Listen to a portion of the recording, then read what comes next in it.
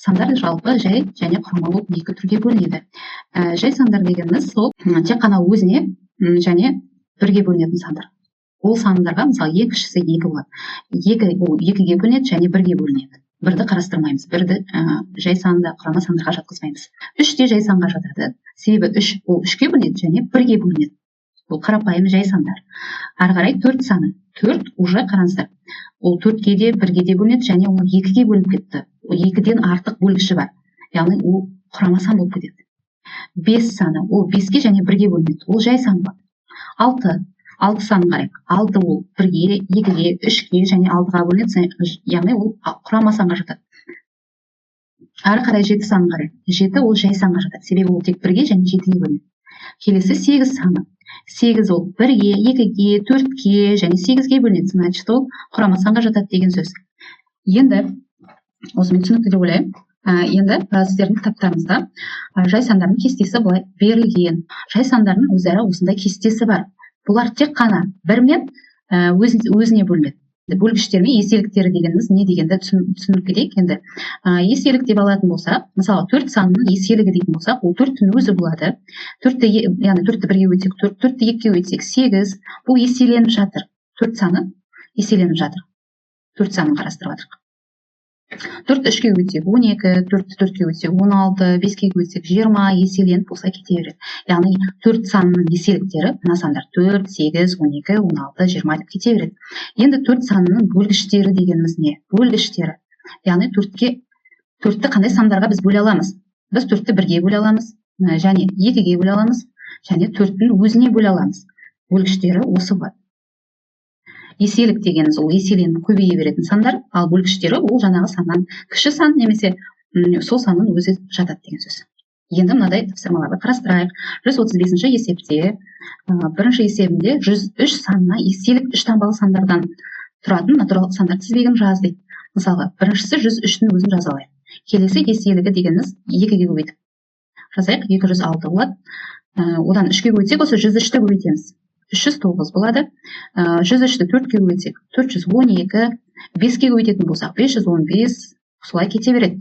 Келесі екінші 140 санынан үлкен, мына кестеге қараймыз. Бірақ 170 санынан кіші жай 3 таңбалы сандардан тұратын натурал сандар тізбегін жаздық. Мына кестені қарайтын болсақ, 140-тан үлкен деп тұрғанымыз мына жерден басталады. 149 және 170 дейді. Мына жер 173 болып кетті, яғни мына жерге дейін қараймыз. 140-тан үлкен және 170 санынан кіші мына сандар болып тұр ғой, міне. Қоршап қойып жатқан. Ол сандар, жай сандар 149, 151, 157, 163, 167. Осындай бізде 5 жай сан табылады екен. Номер 136-шы есепте 997, 977, 971 тізбегінде 970 санынан үлкен, 970 санынан үлкен дейді. Мына жерде кестеде қарайық. Бірақ 1000 санынан кіші дейді. Қандай жай сандар жазылмай қалған дейді. Байқап тұрсыңдар ғой, кестені қоршап қойып жатырмын. Бізде 971 бар екен. 977 бар екен. 997-ні жазыпты. Бізде жоқ 983 және 991. Келесі номер 137-ші есепте осы сандардың ішінен бірінші жай сандарды, кейін құрама сандарды, 75-дің бөлгіштері болатын, 7 есел болатын сандарды теріп жазу керек. Бірінші жай сандарды жазайық. Жай сандар дегеніміз ол жаңа айттық, тек өзіне және бірге ғана бөлінетін сандар. Оған 2, 3 жатады, 5 жатады, 11, 14 жатпайды. Қалған сандардың біреуі де жай сандарға жатпайды екен. Мына кестеден де тексеріп отырсаңдар да болады. Әрі қарай келесі екіншісінде құрама сандар. Құрама сандар дегеніміз айттық, 2-ден көп бөлгіштері бар болса. Мыналарды біз уже жай сандарға жаздық, қалған сандардың барлығы онда құрама сан болады деген сөз. 14, 15 құрама сан болады, 25, 42, 89, 91-ның барлығы құрама санға жатады. Ары қарай 75-дің бөлгіштері болатын, яғни 75 қандай сандарға бөлінеді деп сұрап тұр ғой. 3-ге бөлінеді, 75 5-пен аяқталып тұрғандықтан, ол 5-ге де бөлінеді. 75 11-ге бөлінбейді, 14-ге бөлінбейді, 15-ге бөлінеді, 25-ге бөлінеді. 42-ге бөлінбейді, 89, 91-лерге бөлінбейді. Сондықтан осы сандарды жазып қоямыз. Келесі төртінші 7-ге еселік болатын сандар 14 болады, және қараңыздар 25 болмайды еселік, 15 болмайды, 42 еселік бола алады. 7-ні 6-ға көйтсек 42 болады. Так, 89 бола ма? 89 бола алмайды. 91 еселік бола алады. Яғни 91-ді 7-ге бөлсек 13 шығады. Сондықтан 91 7-нің еселігіне жатады. 138-ші есепте 18, 42 сандарының барлық бөлгіштерінің өсу ретімен айтып беріңдер дейді. Бұл ауызша. Бөлгіштері дегеніміз 18 деген 2-ге бөлінеді, 1-ге бөлінеді, бірінші 1-ден бастаймыз. 1, 2-ге бөлінеді, 3-ге бөлінеді, 3 жатады. 4-ге бөлінбейді айтпаймыз, 5-ге бөлінбейді айтпаймыз, 6 болады. Және 6-дан үлкен ол 9-ға бөлінеді, және ең соңғысы 18 болады. 18-дің өзі болады. 42-ні де солай өздеріңіз ауызша ойлап көріңіздер. Ары қарай 139-ші есепте 5-ке де 4-ке де атаңдар дейді. Бұны да ауызша. 5-ке де 4-ке де еселік бола алатын сан. Ол мысалы 20, 40, 80, 60, 100 деген сияқты сандар. 2-ге де 7-ге де еселік бола алатын сандар ол 14, 28, солай кете береді. Номер 140-ші есепте 70 қорапты біз 5 қорапқа бөліп салатын болсақ, ол 14-тен келеді. 14 қарындаш салу керек. Және 78-ге бөлінбейді. 70-ті 14-ге бөлсек, бізде 5 болады екен. Қайсыларын алған ыңғайлы десек, осы 5 қораппен 14 қорапты алған бізге ыңғайлы болады.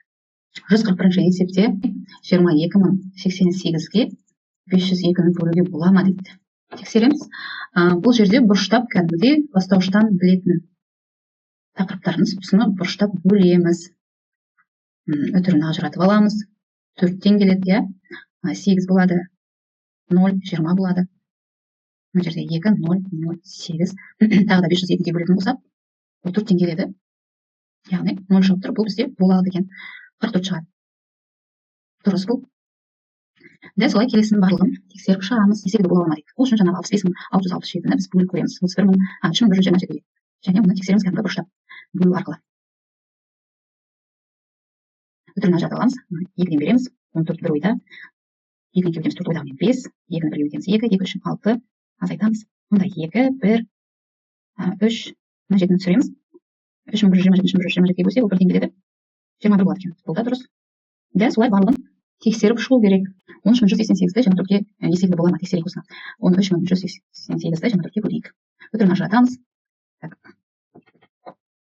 5-ден береміз, 5-ден берсек 120 болады. Мына жерде 11 болып, 8-ді түсіреміз. 118 24-ге бөлсек 4-тен келеді. 4 16 болады.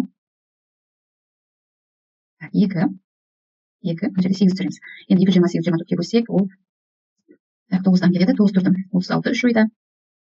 18 21. Бұл жерде қалдықпен шықпайды тұр. Сондықтан бұл бізде еселігі бола алмайды. Қалдықпен шығатын болса, онда еселігі болмайды деген сөз. Дұрыс емес мынау. Бұл жерде жауабын жазып қалдықпен жазып кетуге болады, бірақ уже бұл бөлші болмайтындықтан, еселігі болмағандықтан біз оны жазбасақ та болады.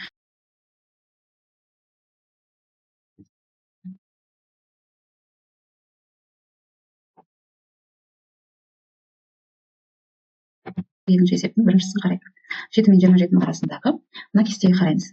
Так, 7-ның өзін жазбаймыз деген сөз. Және 27 так, құрамасам болады. Мына жерге дейінгі сандардың барлығын жазып шығамыз. 11, 13, 17, 19, 23 деген жай сандар. Келесі екіншісін қараймыз. 50 мен 83-ның арасы. Так, мына кестеден қараймыз. 50-ден үлкен, оны 61-ден басталады. Так, 83-тен кіші дейді.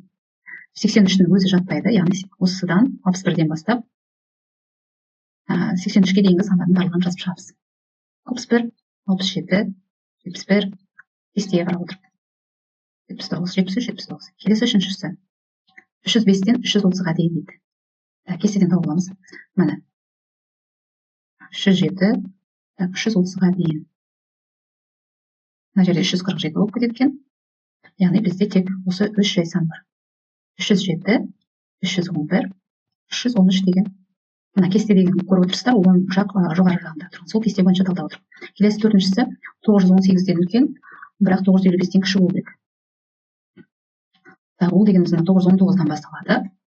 955-тен кішісі 953. Сонда төртіншінің жауаптары 919, 929, 937, 941 осы сандардың барлығын тізіп жазып шығамыз.